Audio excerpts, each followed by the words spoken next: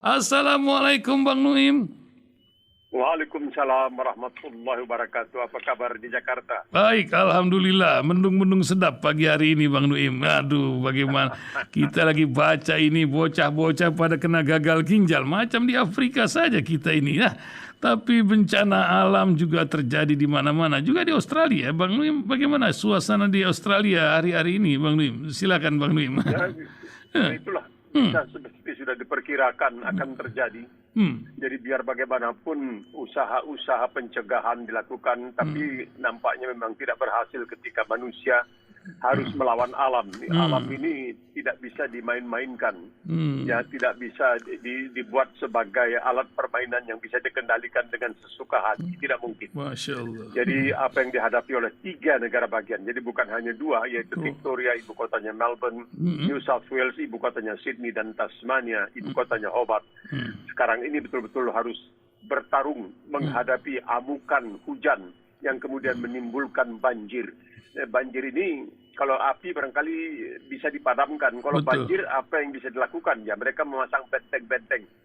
Jadi karung-karung diisi dengan pasir dan ini dibikin semacam tembok, dan kemudian di seberang tembok itu dipasang pompa. Setiap air yang berhasil masuk itu kemudian dipompa keluar lagi, masuk lagi, keluar lagi. Alhasil memang sangat luar biasa apa yang dihadapi oleh ketiga negara bagian ini. Sejak terjadinya La Niña, yaitu hujan yang hampir tidak henti-hentinya diturunkan. Padahal ada yang mengatakan bahwa pada hakikatnya hujan ini diturunkan untuk menjinakkan arogansi atau kesombongan atau ketakaburan dari api. Karena awalnya ketika Allah SWT katanya menjadikan besi, dan besi dijadikan alat-alat peperangan dan lain sebagainya, besi menjadi sangat congkak, sangat takabur. Akhirnya diciptakan api, dan besi mulai lumer, meleleh, dan api merajalela. Karena menganggap maklum, dia mampu untuk menaklukkan besi. Maka diturunkanlah air, yaitu hujan, untuk menjinakkan api. Dan api pun terjinakkan, tetapi air ini yang jadi masalah sekarang ini. Tidak terjinakkan, sehingga kita mengetahui adanya kisah tentang bagaimana umat manusia harus diselamatkan dari banjir. Karena begitu dahsyatnya banjir sehingga tidak teratasi. Dan air inilah barangkali yang menjadi masalah. Diciptakan awan untuk air itu menguap ke udara, tapi tidak bisa secepat seperti air yang turun. Maka tidak ayal lagi, ini adalah satu pertanda bahwa kecongkakan, ketakaburan, kemangkakan orang-orang atau manusia terhadap alam ini nampaknya ada batasnya, karena manusia itu tidak selamanya mampu untuk bisa menjinakkan alam, dan ini terjadi dan terbukti di depan mata kita. Sekarang ini kejadiannya luar biasa. Mudah-mudahan dapat tertanggulangi ini hari-hari depan yang nampaknya masih belum selesai ini banjir ini. Tapi sementara banjir di Australia ini banjir khawatir para orang tua di Jakarta. Bagaimana kabar di Australia mendengar kisah dari penyakit ginjal misterius yang awal di Afrika sana? Bang Dim melihatnya macam mana itu Bang Dim, kabar sampai sana Bang? Awalnya memang ini kan terjadi di Afrika, di Gambia kalau tidak salah, dan dikatakan bahwa sirup atau Panadol, apakah itu Panadol atau itu apa yang disebutkan sebagai obat paracetamol sakit itu adalah buatan India, tetapi kabarnya campurannya agak melampaui batas. Tapi ada juga kemarin dahulu hari Sabtu saya berbicara dengan seorang ahli dari Universitas Monash, dan dia mengatakan kadang-kadang, katanya dia orang Indonesia, kadang-kadang di kalangan bangsa kita menganggap bahwa kalau obat itu sedikit manjur, maka banyak akan lebih manjur. Tidak demikian halnya. Kalau obat itu dikatakan 3 kali sehari, maka 3 kali sehari, jangan sampai 6 kali sehari. Nah ini bisa terjadi hal-hal yang seperti itu karena anggapan bahwa obat ini manjur, ini paracetamol, dan ini manjur, mungkin kalau dikasih lebih banyak, nah itu bisa menimbulkan penyakit. Jadi istilah yang dikatakan dalam bahasa Melayu atau dalam pepatah Melayu, tongkat membawa rebah. Karena itu dia. Obat-obatan itu memang ada kadarnya, tidak bisa diberikan begitu saja, tidak bisa dimakan begitu saja, ada aturannya. Jadi dia mengatakan kemungkinan. Bukan satu kepastian. Bahwa orang tua merasa kalau melihat anaknya sakit tentunya sangat gundah, sangat gulana, sangat sedih, sangat pilu, sangat lara dan lain sebagainya, dikasih banyak, ini yang bisa nanti mencelakakan, bukan menyembuhkan tetapi mencelakakan. Jadi kemungkinan itu ada. Tapi apa yang dilakukan oleh BPOM barangkali sudah tepat, yaitu kalau bisa menarik semua obat-obat ini dan memeriksanya kembali apakah memang obat ini adalah obat yang mempan untuk penyakit yang diderita oleh anak-anak, terutamanya ini yang menjadi mangsa ini, menjadi korban ini kebanyakan anak-anak dimulai dari Afrika. Ada yang bertanya, kenapa dibuat di India? Ya karena kebanyakan obat yang disebutkan generik itu memang dibuat di India. Karena biaya produksinya lebih rendah, sehingga ini bisa dijual dengan lebih murah lagi kepada rakyat. Kan anehnya begitu. Di Australia ini kita mendengar dari seorang farmasis, ya, seorang ahli dari farmasi, dari apotek. Dia mengatakan, seseorang datang membawa resep dokter. Resep dokter itu untuk obat A yang asli, yang harganya sangat mahal. Lalu kita tawarkan kepada orang ini mau nggak pakai generik, yang namanya lain, tapi ramuannya semuanya fungsinya sama, dan harganya lebih murah. Banyak orang tidak mau.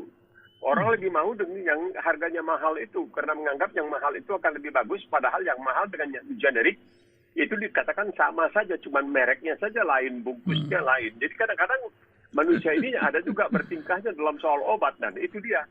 Kalau dia pikir satu tablet bisa menyembuhkan, kenapa tidak makan 2 tablet supaya cepat lebih sembuh? Dan ini menyalahi aturan. Jadi itulah yang dinamakan tongkat membawa rebah. Ya mudah-mudahan ini bisa diatasi dan kita di Indonesia bisa menghasilkan sendiri obat-obatan yang kita perlukan, terutama untuk penyakit anak-anak. Ini yang kasihan sekali, anak-anak yang tidak bisa memberikan keterangan kepada dokter apanya yang sakit, bagaimana rasa sakitnya dan lain sebagainya, sehingga dokter harus menduga-duga lah dan barangkali hanya mendengarkan apa yang dikatakan oleh laporan oleh orang tuanya lalu mengambil suatu kesimpulan, oh ini sakitnya ini dan ini, dan ini barangkali kita mesti lebih giat berusaha untuk membuat obat-obatan kita sendiri. Iya, memang luar biasa ini. Dunia tongkat membawa rebah ini juga menjadi perhatian ketika tahun depan ini badai besar akan datang, kata Jokowi, Sri Mulyani, dan Luhut katanya. Tapi alih-alih badai besar akan datang ini ada obral di IKN. Bang Nuim melihatnya bagaimana nih, tax holiday 30 tahun, tax deduction 350%, bahkan pengelolaan lahan 160 tahun. Nah, cemana nih Bang Nuim melihat IKN sedemikian diobral di tengah badai akan menyambar di tahun depan gitu. Cemana? Silakan Bang Nuim. Inilah barangkali salah satu yang harus dipertimbangkan, seperti juga kereta api cepat. Jakarta-Bandung. Jarak 150 km, kita ingatlah. Waktu peresmian, Menteri Perhubungan pada waktu itu, Jonan, tidak mau hadir. Itu satu kenyataan. Betul. Kenapa? Karena dia menganggap ini tidak perlu. Ini megah-megahan seperti membangun patung-patung besar-besar dan lain-lain sebagainya. Padahal yang lebih penting itu adalah bagaimana mensejahterakan kehidupan rakyat dalam bentuk tentunya bukan hanya rohani tapi juga jasmani. Jadi dengan adanya IKN yang sudah disetujui oleh DPR, ini masalahnya DPR-nya tidak kritis sama sekali. DPR-nya mendorong saja apa yang dikatakan pemerintah. Ya, padahal dia harusnya memperjuangkan kesejahteraan rakyat. Dalam hal ini mungkin belum waktunya. Ini sudah sejak lama. IKN ini ibu kota yang baru sudah sejak lama. Perpindahan ibu kota ini sudah sejak lama diusung. Tapi tidak ada atau belum ada presiden yang berani untuk melaksanakannya. Karena ini bukan kepalang tanggung. Dia mesti belajar juga melihat bagaimana di Nigeria, dari Lagos misalnya dipindahkan ke tempat, bagaimana di Brazil, bagaimana di Asia Tengah. Itu tidak mudah. Bagaimana kita lihat di Myanmar. Kita lihat Singapura tidak mau pindah, dia hanya memperbesar ibu kotanya. Dan itu kan kita melihat, jadinya perbedaan pemikirannya ini entah bagaimana. Apakah ini keputusan yang diambil secara mendadak dan lain sebagainya, tidak dikaji matang-matang, setelah diambil sejak mendadak, setelah dipelajari dari A sampai B, bukan A sampai Z, dari A sampai B dilaksanakan. Sekarang apa jadinya? Kita melihat ketika Jokowi bertemu dengan Xi Jinping, dan kemudian dia bertemu juga dengan Perdana Menteri Jepang. Ketika dengan Xi Jinping itu saya melihat laporan dari pihak Tiongkok dalam bahasa Inggris tentang pertemuan antara kedua pemimpin negara ini. Itu soal kereta api cepat itu adalah pada paragraf keempat di halaman pertama. Jadi Xi Jinping itu sangat berkepentingan seakan-akan agar Indonesia jangan mundur lagi dalam persoalan ini. Karena sangat diuntungkan barangkali dalam persoalan kereta api cepat Jakarta-Bandung yang jaraknya hanya 150 km dan itu tidak logis, tidak masuk akal. Saya beberapa kali naik kereta api cepat ya, yang disebutkan kereta api peluru, baik di Jepang maupun di Tiongkok dan juga di Eropa. Misalnya di Eropa itu dari Amsterdam saya ke Paris naik itu tidak langsung dia bisa 300 km.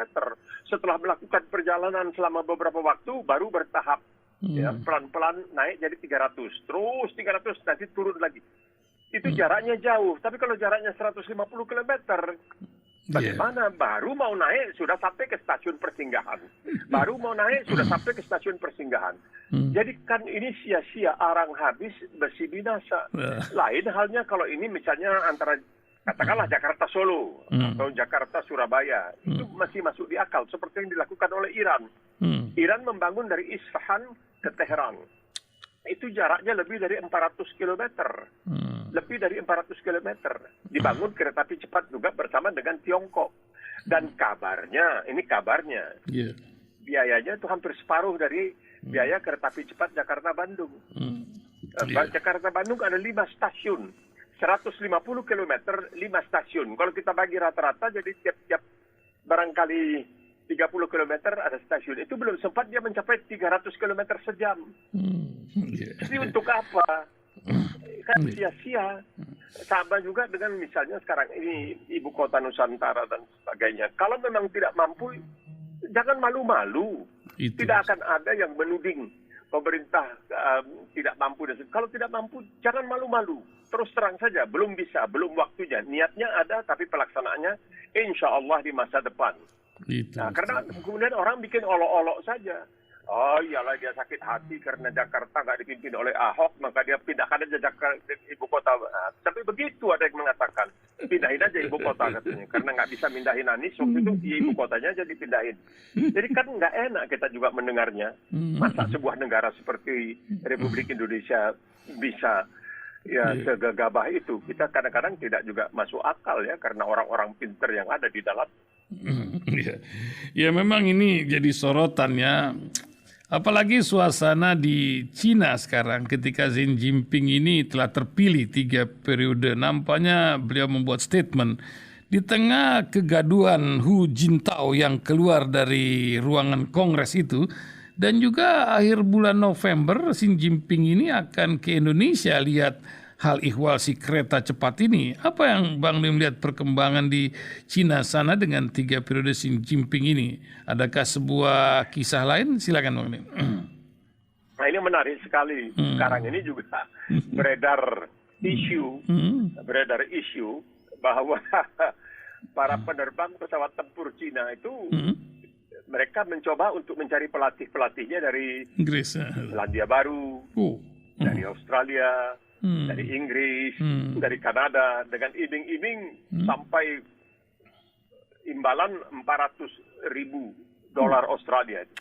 Mereka ingin. Jadi kan kita heran juga kan, ini Tiongkok yang hebat atau ada isu beredar seperti ini, bahwa mereka memerlukan tenaga luar. Kenapa mereka misalnya tidak minta kepada AURI misalnya ya, TNI Angkatan Udara untuk melatih. Jadi mereka minta pelatih-pelatih yang sudah berusia di atas 45-50 tahun, yang sudah pensiun, yang sudah tidak aktif lagi, yang sudah purnawirawan untuk melatih. Nah apa yang terjadi sekarang ini? Jadi menunjukkan barangkali, melihat keadaan di Ukraina, Tiongkok mulai sadar bahwa memiliki kemampuan militer yang besar saja masih belum memadai kalau tidak memiliki seperti yang dikatakan oleh orang Inggris, bukan senapannya tapi siapa di belakang senapan itu yang paling penting.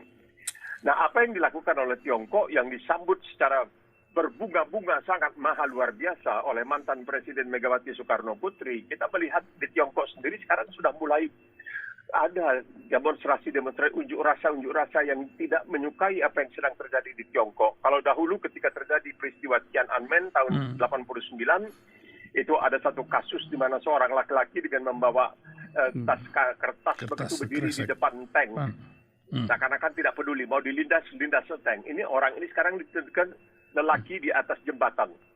Beberapa hari yang lalu dia membawa spanduk ya mengatakan kami warga negara, kami bukan budak, kami ingin makan. Jadi nampaknya apa yang terjadi dengan Xi Jinping ini dan Hu Jintao yang seperti dikatakan tadi, dia diangkat keluar kabarnya karena dia barangkali protes atau apa, dia dibawa keluar dengan paksa, dipegang tangannya kuat-kuat dan lain sebagainya, dan bahwa orang-orang yang dipilih oleh Xi Jinping sekarang ini adalah orang-orangnya, termasuk misalnya petinggi dari Shanghai, Li Keqiang. Ini orang ini katanya dianggap sebagai salah satu andalan dari Xi Jinping, walaupun ya, bagaimana dia waktu itu mencoba untuk mengatasi masalah COVID-19 di Shanghai sendiri menuai banyak kritikan.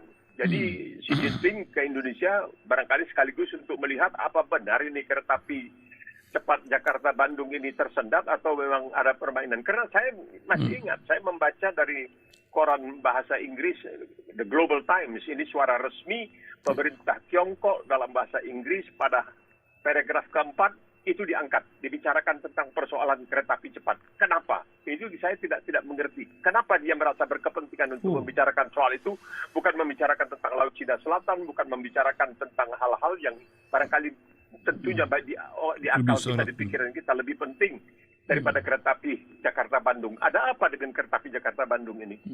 Kita juga tidak mengerti. Dan ini juga kabarnya sudah dahulu dijanjikan tidak akan masuk dalam APBN, tapi sekarang akan diambil dari APBN. Ya kesian juga lah kalau begitu. Jadi rakyat kesian juga. Jadi kita melihat bahwa semua ini janganlah dibebankan atau dengan mengorbankan kesejahteraan rakyat. Bagaimanapun tentunya kesejahteraan rakyat itu adalah nomor satu, seperti dikatakan oleh Bapak pendiri Amerika, salah seorang Bapak pendiri Amerika, Thomas Jefferson. Tugas suci sesuatu pemerintahan adalah menyejahterakan kehidupan rakyatnya. Iya, luar biasa. Ya. Bang Nuim, terkadang kata orang silaturahmi menyelesaikan masalah gitu Bang Nuim. Ini ada silaturahmi Menteri Pertahanan Rusia, paling tidak melalui telepon ya. Dia berbicara kepada Amerika, kepada Eropa dan beberapa tempat tentang Ukraina. Apa sebenarnya yang sedang terjadi ini? Sebuah proksi atau apa sekarang perang hibrida baru atau bagaimana Bang Nuim? Pendapat Bang Nuim, silakan Bang. Ini kan Menteri Pertahanan itu siapa? Shoigu ya, namanya Shoigu. Dan dia berhubungan dengan Lloyd Martin antara lain dari Amerika, Menteri Pertahanan Amerika. Nah, ceritanya dia mengatakan bahwa dia mengetahui, katanya Rusia mengetahui bahwa Ukraina akan menggunakan apa yang disebutkan sebagai bom kotor. Nah, bom kotor ini sebenarnya punya radiasi tapi belum sampai ke tingkat nuklir. Jadi katanya Ukraina akan menggunakan bom kotor dan kemudian akan menuding Rusia. Kemudian menimpakan ini kepada Rusia. Nah, ini dia ceritanya, ini cerita dia. Tapi di samping itu dia juga mengatakan tidak secara terus terang bahwa kemungkinan katanya Rusia itu sudah sejak semula hanya ingin berunding. Iya, tetapi kenapa Ukraina membuat undang-undang tidak boleh sekarang ini berunding dengan Rusia? Itu cerita dia. Dia menghubungi Menteri Luar Negeri Inggris, Menteri Luar Negeri Turki, Menteri Luar Negeri Prancis, Menteri Pertahanan maaf dari Prancis, Menteri Inggris, Pertahanan Turki, semuanya dan Amerika Lloyd Martin. Jadi ini banyak orang yang mengatakan pertama ini salah satu merupakan gertakan. Seakan-akan dia mengertakan Ukraina akan menggunakan bom kotor. Padahal barangkali Rusia yang akan melakukan, tapi dengan menimpakan kesalahan itu ke Ukraina. Kedua, dia sudah melihat bahwa sudah sekian banyak tentara Rusia yang tidak pernah terlatih itu mati konyol begitu saja karena langsung dikasih seragam, dikasih senjata, dikirim ke Ukraina tanpa latihan mendasar kemiliteran, ketentaraan. Ini jadi dia ingin kalau bisa sudahlah ini selesai begitu saja karena begitu hebatnya tentangan dari luar negeri. Sehingga Tiongkok pun abstain pada waktu adanya pemungutan suara di Perserikatan Bangsa-Bangsa. Jadi Tiongkok pun tidak lagi berpihak kepada Rusia dalam hal ini. Nah, ini jadi dikatakan melalui Menteri Pertahanannya Shoigu ini Rusia barangkali ingin. Apakah bisa kemudian dicari suatu jalan agar misalnya bisa terjadi perundingan, tapi Rusia tidak sampai kehilangan muka sebagai sebuah negara raksasa konon, Tidak bisa dia menertibkan atau menaklukkan sebuah negara kecil seperti Ukraina di depan matanya. Jadi bagaimana supaya bisa rambut tak putus, tepung tak berserak. Ini yang diharapkan. Dengan menghubungi semua ini, mungkin nanti keempat negara ini mengatakan, oke, kita mendesak kepada Ukraina dan juga kepada Rusia. Sudah cukup lama ini berlangsung dari sejak tanggal 24 Februari. Sekarang sudah waktunya untuk berunding. Dan seharusnya sebelum berakhir tahun ini sudah selesai masalah ini. Jadi ada dua hal. Badai Ingin dunia. meletakkan atau membuat orang menyangka bahwa yang menggunakan bom kotor itu adalah Ukraina, padahal yang mengirimnya adalah Rusia. Dan sekaligus juga ingin mencari jalan bagaimana bisa diadakan perundingan untuk menyelesaikan masalah ini. Ya, ya luar biasa. Pertempuran ini menyebabkan kita mengingat kembali masa-masa Republik kita bertempur ya, yang diingatkan nanti 10 November. Tapi kemarin Bang Duim itu ada peringatan yang menyebabkan negara kita ini bisa mengalahkan negara pemenang Perang Dunia Kedua. Diawali dengan revolusi jihad ya 22 Oktober lalu. Apa yang Bang Duim lihat dari perjuangan pesantren ini bergerak membela bangsa ini yang sekarang banyak pula masalah dengan keberadaan umat di negeri kita ini? Silakan Bang Duim. Ya. Sedih sekali kita melihat. Jadi seakan-akan memang ya sejarah itu mungkin tidak 100% benar. Ya, sejarah yang ditulis maksudnya. Tapi kejadian itu adalah benar. Bahwa dalam bulan Oktober itu para alim ulama sepakat untuk mengikrarkan jihad fisabilillah. Karena melawan penjajahan yang dalam Undang-Undang dan Muqaddimah Undang-Undang Dasar 45 dikatakan itu tidak, kemerdekaan itu hak segala bangsa. Oleh sebab itu penjajahan harus ditiadakan. Jadi mau tidak mau, tidak benci kepada kadrun, mengakui bahwa itu adalah cetusan kepeloporan dari umat Islam. ISLAM, Ad-Din 'Indallah al-Islam, itu dari umat Islam. Sehingga terjadilah peristiwa yang disebutkan 10 November 1945 yang pada hemat saya jauh lebih berperan dalam memerdekakan Indonesia dari hanya sekadar proklamasi kemerdekaan. Bukan tidak perlu, proklamasi itu perlu. Tapi implementasi pelaksanaannya itu adalah dalam tahun 1945 itu juga di bulan November. Nah, kemudian ada yang mempertanyakan, sebab baiklah, di tataran spiritual itu ada para alim ulama, para santri dan sebagainya. Tapi di tataran medan pertempuran, medan laga, itu adalah para pejuang yang dipimpin oleh seorang yang bernama, kemudian kita kenal sebagai Bung Tomo. Nah, Bung Tomo ini ketika terjadi peristiwa 10 November itu, dia sudah menyingkir ke Malang. Tapi dari sana, dia terus melaksanakan perjuangan dengan memberikan semangat.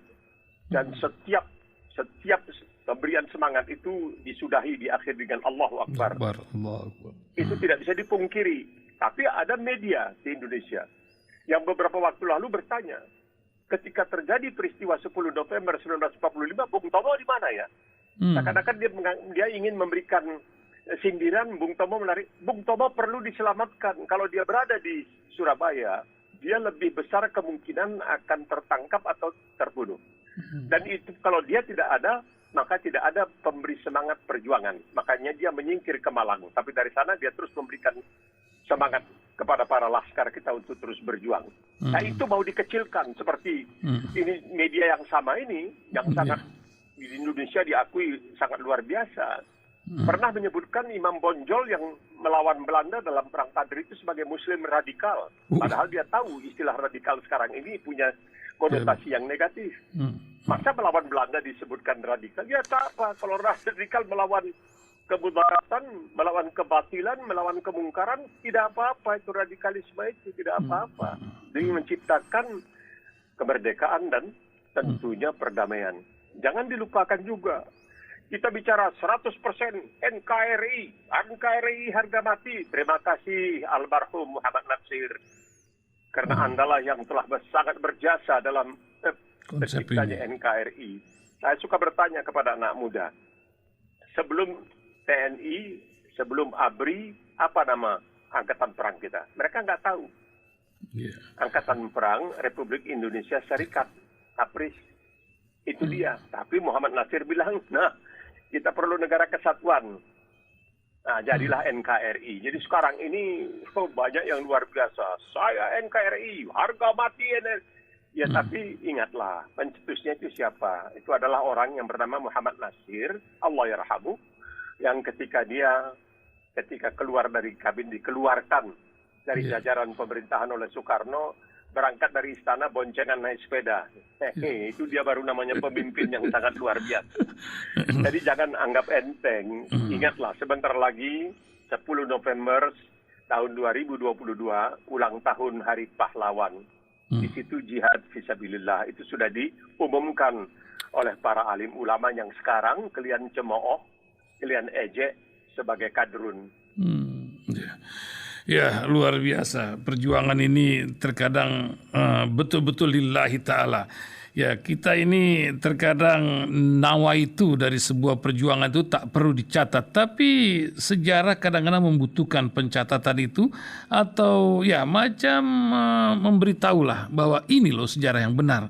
Susah sekali zaman sekarang ini Bang Nui melihat generasi muda kita ini kan 60% lebih ini Indonesia akan dipilih pemimpin 2024 oleh anak muda, kata data yang mengatakan begitu. Macam mana Bang Nui ikhtiar umat atau para pencerahan bangsa ini untuk menyadarkan bahwa bangsa ini perlu pemimpin yang sederhana seperti masa-masa lalu di tengah luar biasa hedonisnya sekarang. Lebih-lebih Pak Presiden sampai menegur para polisi kemarin untuk tidak hedonis begitu. Macam mana Bang Nui? Banyak mereka yang sudah tidak peduli. Mereka sudah apatis istilahnya, tidak peduli. Dia bilang, kita pilih juga nggak kepilih yang kita pilih. Biar itu jadi seakan-akan semuanya sudah diatur. Jadi untuk apa? Semuanya sudah fait accompli begini. Jadi mereka melihat semuanya dilanggar. Ada undang-undang KPK yang begitu bagus. Dilakukan revisi. Padahal itu berlawanan dengan prolegnas. Program legislasi nasional. Itu tidak masuk di dalam prolegnas, tapi dibicarakan, dipaksakan. Jadi orang sudah putus asa. Kemudian lihat, ya polisi, wah kok jenderal polisi bisa terlibat ini? Kok jenderal polisi bisa terlibat ini? Ada satu hal yang tidak ditindaklanjuti. Dan saya ulangi lagi, dan ini terjadi ketika Sambo masih dalam proses, belum dikenakan tuduhan sebagai pelaku dari orang yang bertanggung jawab terhadap tewasnya Brigadir Polisi Joshua. Itu dia rumahnya didatangi oleh seorang komjen, komisaris jenderal polisi yang punya kedudukan luar biasa, bahkan dikatakan mungkin akan menjadi Kapolri berikutnya. Itu cobalah lihat koran Tribun Jakarta apa semua itu, dia pakai mobil yang mewahnya luar biasa, mobil Lexus seharga 3,3 miliar dolar.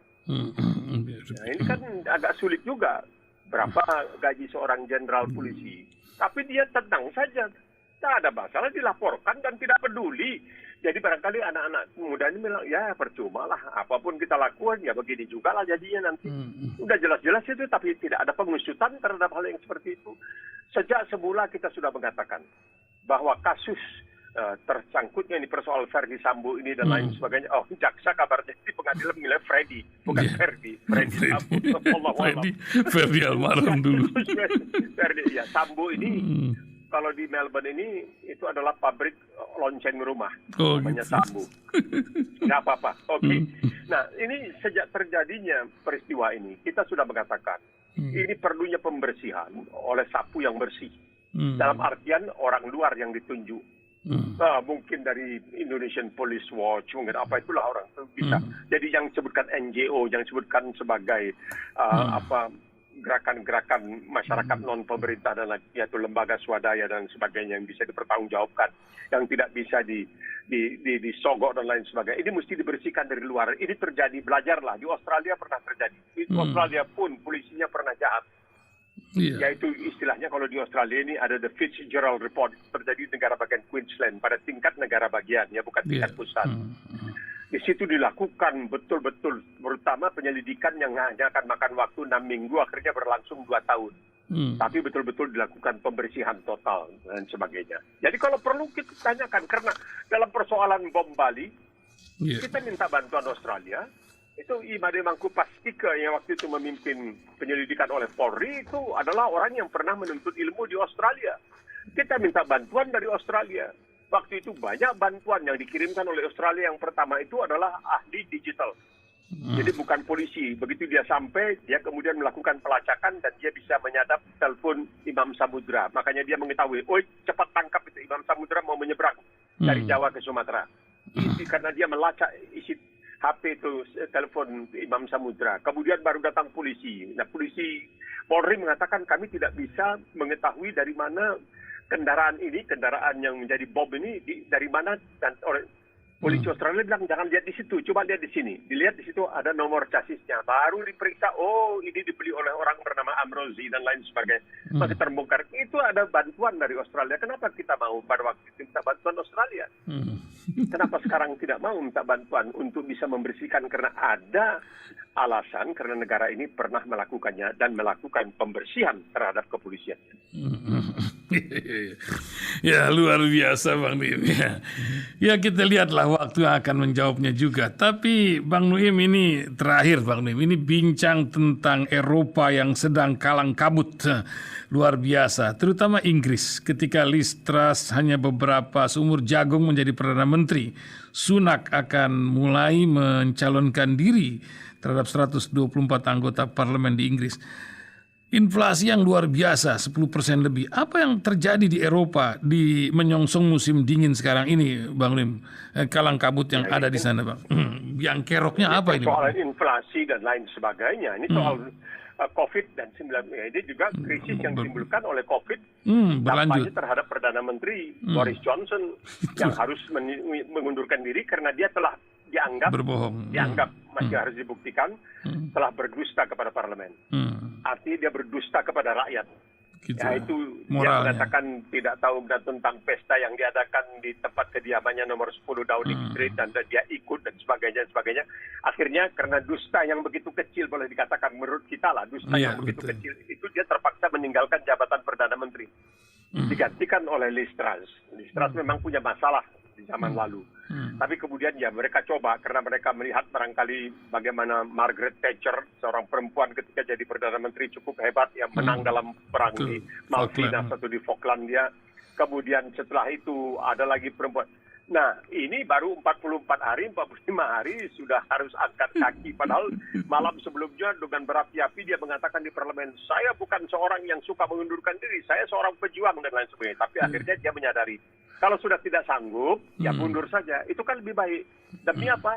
Demi kesejahteraan rakyat. Karena dia menganggap tidak lagi mampu untuk mengurus kesejahteraan rakyat. Dia berani mengorbankan harga dirinya demi rakyatnya. Boris Johnson tiba-tiba berangkat memutuskan untuk mempersingkat liburannya di Hindia Barat kembali. Tapi kemudian barangkali ketika sampai di Inggris memang banyak yang mengatakan dia punya harapan untuk bisa terpilih kembali. Tapi dia menyadari bahwa dia punya cacat dan kasusnya belum selesai karena masih diperiksa oleh sebuah badan kehormatan dalam parlemen Inggris tentang kebohongan yang diduga telah dilakukannya. Maka sekarang ini nampaknya tinggal 2 calon.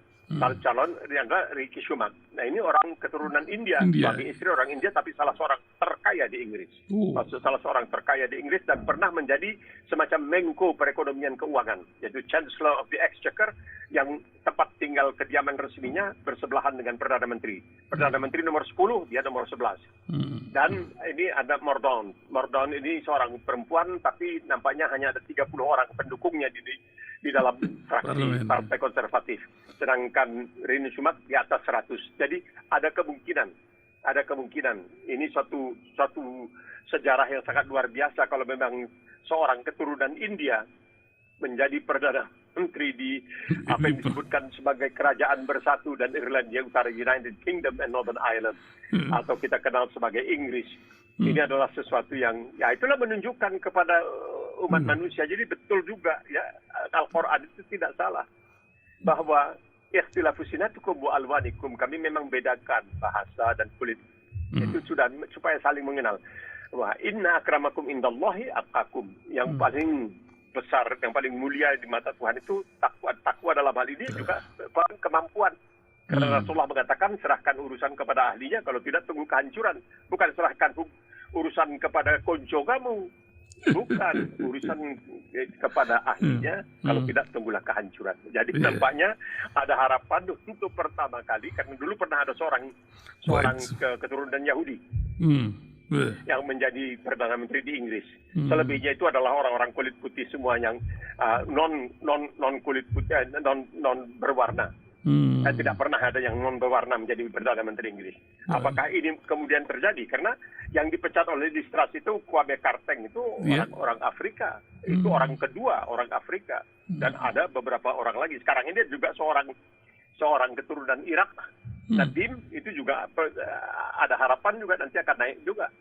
Ini keturunan Irak, keturunan Arab. Jadi menarik sekali kita lihat apa yang kejadian di dunia ini. Kok bisa wakil presiden Amerika keturunan India. Ada keturunan Indianya. Nah sekarang ini Perdana Menteri Inggris ada kemungkinan atau besar kemungkinan adalah seorang keturunan India juga.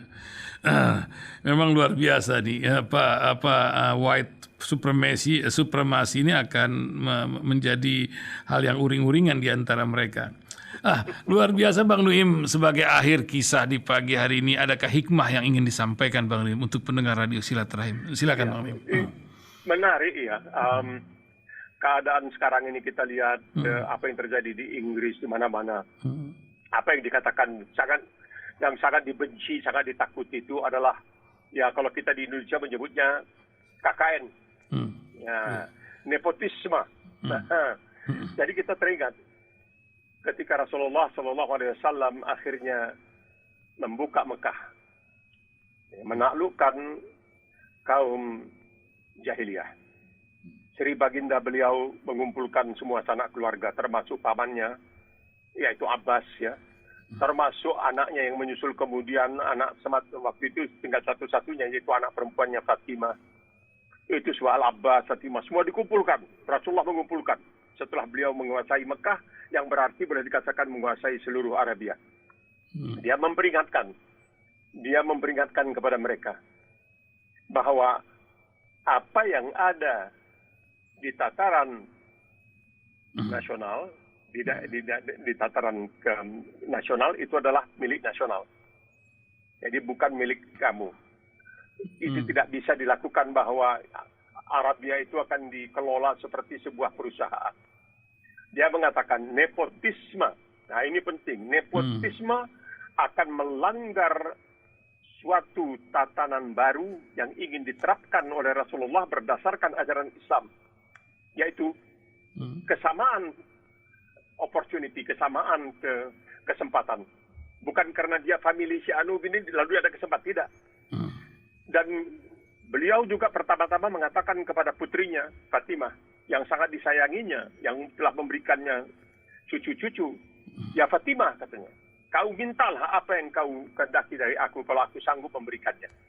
Tapi jangan sampai kamu melanggar hak orang lain dan mengharapkan kebaikan-kebaikan orang lain pada diri kamu. Karena hanya kamu adalah putriku. Nah ini kan beliau juga pernah mengatakan, kalau anakku Fatimah mencuri, ku kerat tangannya. Nah, kemudian dia mengatakan juga kepada pamannya Al-Abbas seperti itu. Jangan melakukan hal-hal hanya karena kamu adalah paman aku adalah keponakan kamu. Jangan kamu melakukan sesuka hati. Pada waktu itu, ini yang menarik sekali. Rasulullah melihat salah seorang cucunya mengambil satu biji korma. Langsung Rasulullah bangkit, keluarkan korma itu dari mulutnya, masukkan kembali ke dalam keranjang. Rasulullah mengatakan kepada cucunya, ini adalah sedekah untuk orang miskin. Dan ini milik orang miskin. Jadi bansos gitu kira-kira. Jangan kau ambil hatta satu korma pun. Nah, jadi barangkali karena beratnya, ya, kalau khilafah itu beratnya, di mana pemimpin penguasa itu tidak bisa seenak perutnya melakukan apa saja, maka banyak barangkali yang tidak suka lah kepada khilafah dan syariah itu, mungkin itulah alasannya. Susah sekali, masa kita udah berkuasa, punya istana, punya ini, kok nggak boleh ini, nggak boleh itu, selagi itu tidak sesuai dengan ketentuan yang berlaku. Ya bayangkan, cucu mengambil sebiji korma, sebuah korma, taruh kembali. Ini bukan hak kamu, ini hak orang miskin. Itu dia. Itulah dia. pelajaran yang diberikan oleh Rasulullah setelah beliau berhasil menguasai kembali Mekah dan Arabia. Masya Allah, di tengah bulan Maulid ini salah satu nilai-nilai Rasulullah yang harus kita ikuti. Masya Allah. Terima kasih Bang Nuim pagi hari ini telah membawa hari Senin ini tambah cerah dan tambah terbuka pikiran kita. Syukran kasir.